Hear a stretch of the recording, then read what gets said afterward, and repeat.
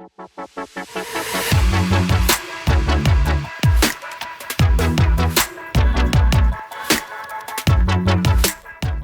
good morning. It's very, it's usual. People rush for the door before I get up because I'm here to sort of scare the shit out of them. However, today I'm not really going to talk about insurance, but risk itself. However, I thought it was a catchy title, and I thought we'd go with it. This is what we're going to do. We're going to have a look at the international insurance market, just so you get some idea how it works. Characteristics of climate risk in terms of forestry. Forestry stands, how it behaves. You don't need to be a PhD to see some of the simple patterns that are going on there. Insurance cover, a quick overview so you get some idea. And then perhaps the more interesting part is self-insurance, a strategy. A little bit about us. We're a specialist unit underwriting forestry risks around the world. And we seem to have become the go-to unit for any investor moving into a new area, which is great. But of course, it's due to a wonderful team that I have, and they're all here, and they're going to stand up now. They're all very embarrassed, but this is Ming with the glasses, Dan in the middle, and Emma, who's with us from Manchester University, just about to leave. Good luck in your final course. And they're a fantastic overlapping skill set. Great people, so talk to them during the day. Yes, as you see, so we insure everybody from small growers to big corporates. There's a little map showing where we've done our sort of risk analysis. All those purple dots around the world is where we've been, or at least where I've been, some of them, since the 90s. So we have a broad empirical data experience of different investments in mostly commercial forest investments. And we're all about de-risking those investments. And now, of course, we're looking at carbon as well. Our reach currently is about 30 countries, and we reckon by the end of the year we'll have something like 600 million in insured limits. That is, if I just add it all together from the people that we do and will cover, and possibly about $8 billion of standing timber. Well, that's nothing, because David mentioned 8 or 10, I don't know, some huge number earlier on. So it just shows how small the insurance market is in terms of providing a service for the investment sector. However, it's growing, and we're working hard, and we're building up a sort of momentum there. The insurance market is rather tortuous, but just think of it like that. From your asset right the way through to a reinsurance panel. Now, I'm talking here about the context of a 200, 300, 500, 3 billion asset that could be spread across several countries or within one continent, such as the USA. Because for those risks, we do need a panel of insurers to take the risk. Some will take 10%, some will take 40%, and so on. Some may only take 5%. But that's what we're doing. As you see, we link to every part of that. We often talk to the direct investor about their needs. They might come to us on LinkedIn or whatever it is, and we discuss what's needed to get that thing moving. And then there are various regulatory, I won't say that word again, various steps in that so that you can do compliant insurance. And obviously, a local broker serves your interests and acts as a go-between. Then a direct insurer, which will often be in-country, that is then reinsured. There's a reinsurance broker that specializes in seeing the international markets, and then you get to your final panel. And we tend to talk to every one of those. It's a Q&A all the time. It's a very iterative process. And I'm glad to say, we are getting more involved. So potential investors are coming to us saying, well, thinking of going to country X, could you do some sort of risk profile for us for all these locations and discuss the risk, discuss what could happen with, landslip, and so on and so forth. So we do a whole in-depth review of where they're going based on, of course, what we know and a certain amount of modeling. It's all about the characteristics of climate-related risks. This is where people head for the door, but here's a few of them. We all know that temperatures are going up, and it's interesting that last year was the 5th warmest. It's also interesting, it's 47 years since we've had a colder than average year. So we all know this. And Dan was just showing me a note earlier to say that 1.5 degrees above average is bound to occur the next 3 or 4 years. So it's a big thing. And for us in forestry insurance, we really worry about the rate of change in risk. Because it's not it's not step by step. It's a curve that accumulates. This is a few quick pictures. On the left, you've got Alberta a couple of days ago, or was it yesterday? They have a large number of out-of-control fires. The last time it happened was about 2002, and of course, since then, they've had McMurray. So you're getting the feel for where I'm going with this. Gabrielle, we've mentioned. Interestingly, the forestry damage doesn't seem to be that bad, but what did affect everybody was the amount of slash being washed out of the forest into people's homes and garages and businesses and burying them up to this sort of height. So this is a sort of a consequence of how we manage forests in New Zealand under those extreme conditions. Nigerian floods last year, the Australian Black Summer 2020, I put that in because A, it was a major event, B, it very clearly demonstrated the difference between managed forests and unmanaged forests and other land. So the managed forest damage in that event was less than 1% of the total. It's extraordinary. So forest management is key, and I'll keep saying that until I can't. And Chile, of course, had the worst ever year. Now, just returning to Australia, there's recent evidence that suggests that actually extended the La Niña cycle around the world and might have actually been a direct cause or indirect cause of the Chilean fires this year. Chile tends to have more fires in La Niña cycles. What's the impact? Okay, so this is the first of our sort of empirical data examples. We've got something like 1983, so this is down in Australia, it's all about fire, and you can see straight away that really from 2000, there's been a marked increase in losses due to fire. Before that, people weren't really bothered, very low annual losses. There's some various numbers in there which I won't go into, but they are averages. What is the average area loss compared with what was exposed? And you can see it jumps all over the place. So we'll come to this, but the average is pretty meaningless. And then you had the Black Saturday fires, which was an extreme event. In this particular case, about 10% of the asset value, and I think gross, that was about 50 or 60 million. Let's have a look at wind. We modeled all the hurricanes since 1886 over a portfolio for a pension fund, back in about 2010, with the help of a CAT department.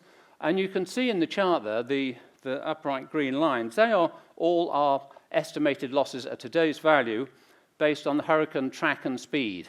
And the most incredible result of this analysis was that 4 hurricanes hit the same portfolio in 1886, had it been there in 1886, right? But you think it could never happen? Well, 4. And that was, we reckon, 7.8% of the portfolio. Well, if that's several hundred millions, that is a big number. Once again, we have an average loss. Again, the average is not really indicative. And the pattern is that wind storms, whether cyclones or hurricanes, typhoons, they're all on the increase wherever you look. And indeed, going into Europe, you can see the same pattern. That's a chart of various forest disturbances. And we can see in yellow the wind trend and a little picture for your interest of Storm Veer that hit northern Italy and devastated quite a lot of municipal forests as well. Very typical of wind damage is sort of all or nothing, and that's why it becomes quite difficult to assess those losses. Somebody I met this morning said, we're fine because we're in a very low-risk territory. I thought I would pick the UK because the UK is very low-risk territory in terms of fire and wind. However, here's a volatility. Now, this is £300 million worth of assets, 600 farmers, a lot of very small ones. What I've done there is just show the total losses from those growers that were affected. Okay, it's not a big number to big investors, £3.5 million is possibly nothing. But to them, it's considerable. It's 100% loss for some of these guys. So as I said, the average value, about £500,000. They might go up to one or two. So you can see that the total loss is 3.5 million. That's a lot of destroyed businesses in the UK. The interesting thing about that is you've got the 5 to 10 year cycle of losses, which you saw in the other slides. And I just put in on the right there, Storm Arwen, 2021, which of course is a big one. I haven't heard any specifics about losses there, but it was very severe because of the direction of the wind, blew all the trees the wrong way. And finally, a little geeky thing, every 1% increase in temperature leads to a 5% increase in wind speed and a 50% increase in damage. Well, it sounds perhaps more dramatic than it is, because 1% increase in global temperature, as you know, is a slow thing. It's not going to happen tomorrow, or maybe it is, but you know, it is going 1.5%. And this is why we are concerned, of course, about rising temperatures, not just because of fires, but because of what it does to the wind. And finally, I think it's final, no, not quite, but finally, sort of finally, we have a global portfolio. This is our own portfolio. When we started off ForestRe back in 2008, so we had very little premium, but we were taking losses. But you can see there, even though we had a global portfolio, we got hit in 2016-17 because of the imbalance of the portfolio in Chile. So obviously, if you're going to have a global portfolio and feel protected from natural hazards, just make sure it's balanced in terms of risk and exposure. And that volatility is extremely important. So a little slide on the average. Don't use that just on its own. It needs adapting to be of any use to you. We also know from the slides we've seen every 5 or 10 years, you're going to get a hit of some sort. You can't avoid that. That's in everything we look at, you'll see that pattern. So if you have a forestry rotation of 35 or 45 years or more, you know you're going to have 1, 2, or 3 of these events. So how are you going to prepare for that? Just something about extreme events. In the red there, long ago I decided it was the improbable coincidence of the improbable. So any one of those things you would think is unlikely to happen. But often you get 4 events happening that make that a catastrophe. So a little quickie here. We insure natural perils, fire and frost and so on. The interesting bit, I think it's interesting, is that whatever it is, 96% of our losses from our global portfolio over all time have been due to fire and wind. A little less on, well, a lot less on frost and flood. Flood is not catastrophic for forestry because it's a landscape enterprise. And there are 2 forms of insurance brand. There's the traditional indemnity. We just replace what's been destroyed. And that is probably 95% of policies and the most popular product around the world. More and more, we're getting into parametrics, which is based on perhaps early weather data around the world where we're setting thresholds of damage. The difficulty is, for example, if you look at ice storm in the States, you know, what are the thresholds of ice that actually causes damage? And it's not just ice, it's wind speed that causes damage. So I think very few forest managers I suggest actually know the relationship between wind speed, ice weight, and damage. But it is extremely useful, certainly in terms of fire or possibly hurricane. And the next slide I'm going to show you is a drought parametric. Drought is frequently requested around the world. It's rather difficult to assess. Once again, what is the threshold of dryness and the duration that will cause economic damage to your forest? This chart shows wetter years and drier years since 1980, and the probability that any one of those years could occur. And if you want a parametric to provide drought cover, you need to know at what dryness that's going to affect your forest enterprise. And of course, it will depend on the age of the trees, the state of the soils, and so on. So it's not an easy question. So these tools can be directly related to your enterprise.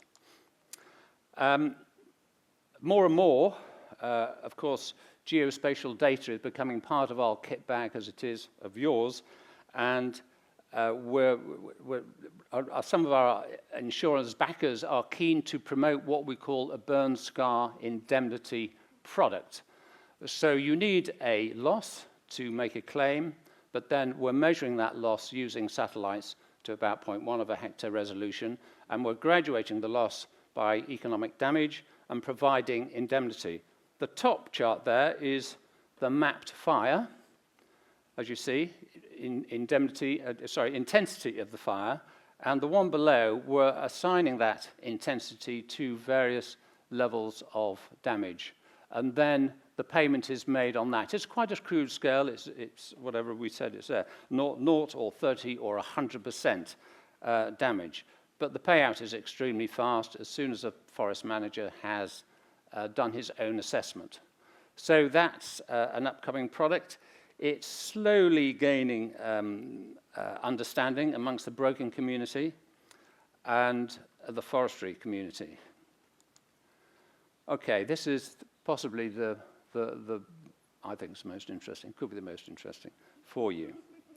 Is self-insurance a strategy? Let's take a moment to look at this.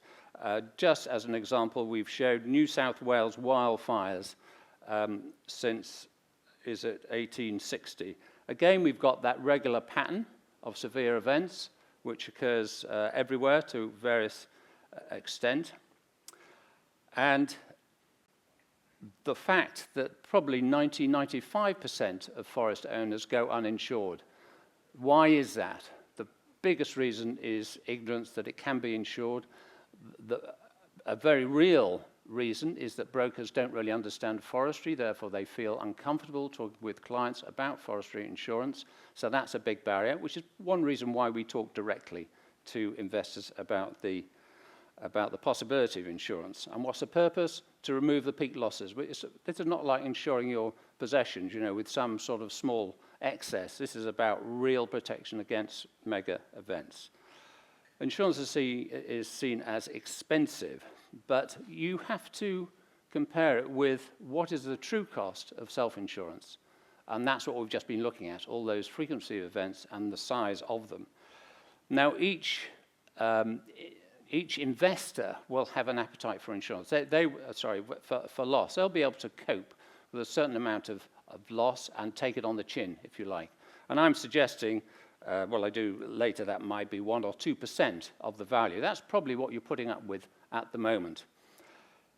But but that doesn't give you protection against the extreme event. So that's your real cost of being uninsured.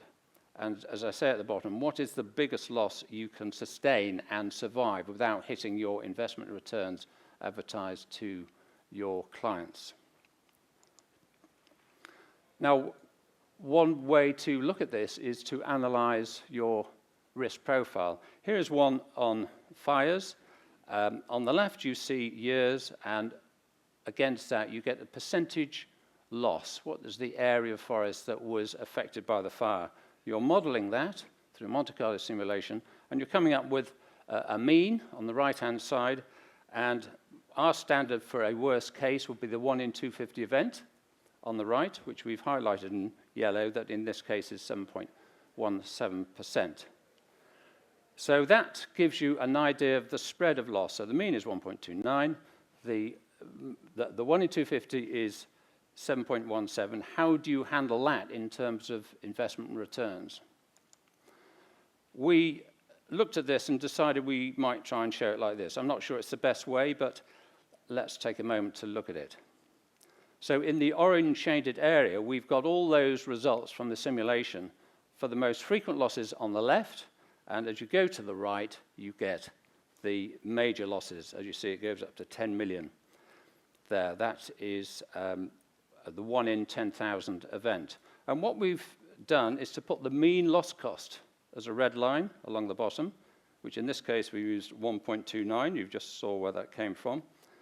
And we've put a green line representing the advertised return to investors, let's say 6%, something like that.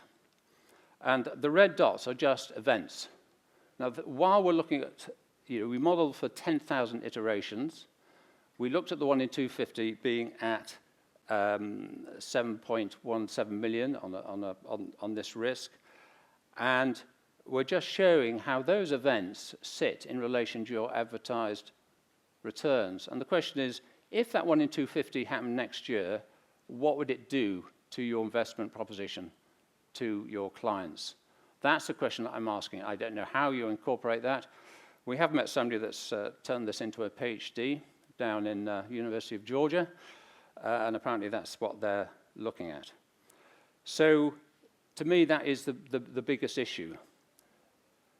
Being clear with your investors what the risk is, how frequent it is, and have you incorporated that into your projections. And designing your cover to reduce premiums, we're suggesting this.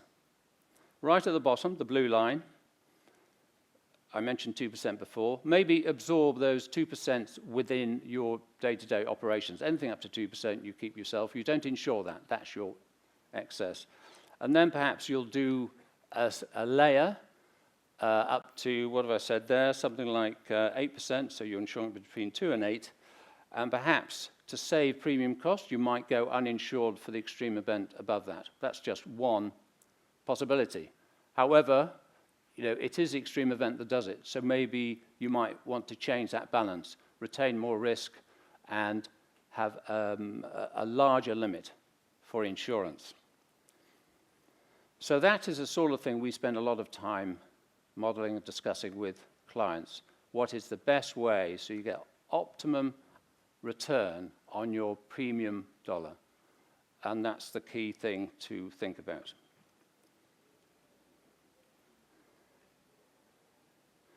There is a point here that is worth making, that the answers to these questions can differ between fire and wind. They have different characteristics, therefore they don't have to be the same for both.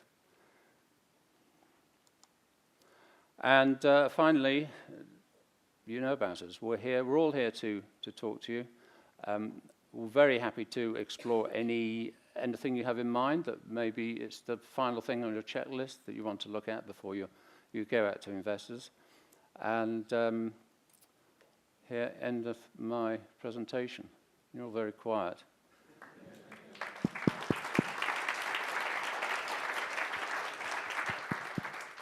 Does anyone have any questions? Yes.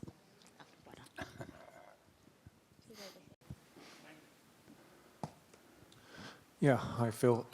Darius Sasha from SLM Partners. So I've got a couple of easy questions for you. Oh, thanks. One, do you cover tree crops? So things like, by that I mean things like nuts, olives, rubber.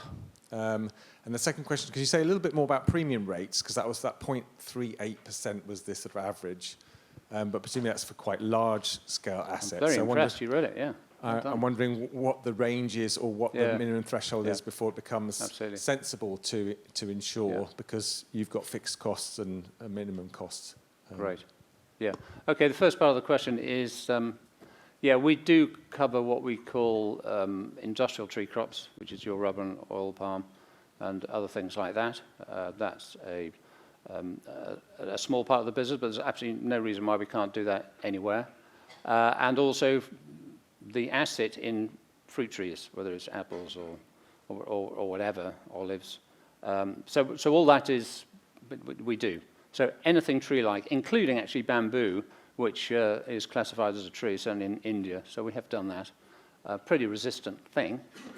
The more you stress it, the more it grows. But it's very interesting because it's the quality of the canes that matters. And in terms of rates, I just 0.38% of the total value. Now that's, as I said in the slide, for those of you that were sharp-sighted, is only about a 20th of a US, perhaps, rate of return. And we think that's pretty good value. But there are a number of moving parts there. So the bigger the value, obviously you've got 200 million and you're insuring for, say, 50 million, then 50 part of 200 is quite small. So the rate on the 200 is a small one. So it could be down to what should we say, 0.2, 0.02, go down to 0.02% of that total value. And that is significant. We have another metric, which probably I shouldn't bother you with, but that's the key one for you because you are advertising your returns based on that total invested amount. So for a 400 million or above, certainly down to 0.0 something of that value. Of course, it's a lot of money, but as a percentage compared with your expected returns, it's nothing at all. And a lot of these big investment funds have a huge ability to absorb loss, and they need to take advantage of that in maximizing what they get out of the insurance. In other words, just carrying what you're doing, just do what you've always done, absorb that loss, and ensure that unexpected unknown quantum above it. It's elementary. We have about 2 minutes left, so I'm staying. By the way, it's the first time I've worn one of these things. I'm rather excited. Very Kylie Minogue, Phil. Right. Me. Thank you very much for your presentation. I'm Luca Budello from Innovate UK KTN. I also have a couple of questions, quite easy, I suppose. Right. The first one is you showed quite a few beautiful models, geospatial models. This is the area I work in. And, those outputs come from complex system, analyzing droughts, wind speed, using satellites data, financial data. First question is how much you trust the output of your models? And the second is, as those models require specialist knowledge, have you built an in-house team to analyze the data, or you rely on the expertise of the services of other companies like Space Intelligence here? Thank you. Yeah, nice to get your question. I only learned about your organization about two weeks ago in relation to geospatial data, actually. So I'm aware now. Yeah, great. I'm looking for good results. Now then, yes, you're absolutely right. And we are a small team, so we do not do that sort of metadata extraction and analysis and so on per se, but we do use a platform that delivers the results per hectare, shall we say, certainly for fire and for wind, so we can look at any location worldwide and go back 20 years. Not always, you know, it's probably too long. And we can look at the precise boundaries of the invested risk, and then we look at an area outside. To answer your question then, we have a data platform. It's actually Earth Blocks up in Edinburgh University, and we work with them to develop a tool that we could use, really easy stuff. You know, pull down the boundary, press a button, it does all your fire analysis. Do you want to say more about that, Ming? Or was that right? I just started scaring him. So, you know, that's how we do it. However, you make a very good point, because we are using a model by a major reinsurer that supports us, which has now, it's very sophisticated, has an algorithm in there, and it looks at burn scars and does X, Y, and Z, and comes up with a price which, between you and me and the walls, you know, we think is far too much. And the reason it's far too much is they are not understanding what's going on with those burn scars. Now, the reason that there's only one unit like us is, okay, I suppose none of us are foresters, and I come from the agriculture background and farming and so on, but you have to interpret what's going on the ground. So, you know, classic case we had a few years ago was a South African risk, hadn't had a loss for 20 years, and once we'd done the burn scar analysis, it was surrounded by fire. You know, but that's what I say about forest management. You know, foresters operate in a fire environment, and that's what you control. You control it through fire breaks, you know, mixed species, this, that, and the other. So, yes, to come to your questions, the model doesn't, you know, it doesn't interpret realistically what is happening in that location, in that forest, that type of forest, that soil type, the age of trees, and so on. That's the layer we add to it. And it was on the slide, but I haven't actually mentioned it, so I'll mention it now. Very great time to do it. We have our own capacity, which is a game changer. We've never had it before in our lives, but this is, at the moment, it's B+ rated. But we are using that to provide our insurance using our technology, our interpretation of the factors, to get a price which we think is a very good balance between serving the needs of the forestry sector, which is why we're here, and meeting the requirements of our capacity for a return on their capital. And that is that's a significant. It's a reasonable difference between using an external model that just doesn't apply any of that. And the problem is, of course, that the reinsurers just have CEOs and chief underwriting officers, they just see the forest burning or flooding or whatever, and therefore they're going for pretty high returns on the capital, and the capital, of course, is the limit they're insuring on your forest, whether it's 20 million or 5 million or 1 million. So, have I said too much? Right.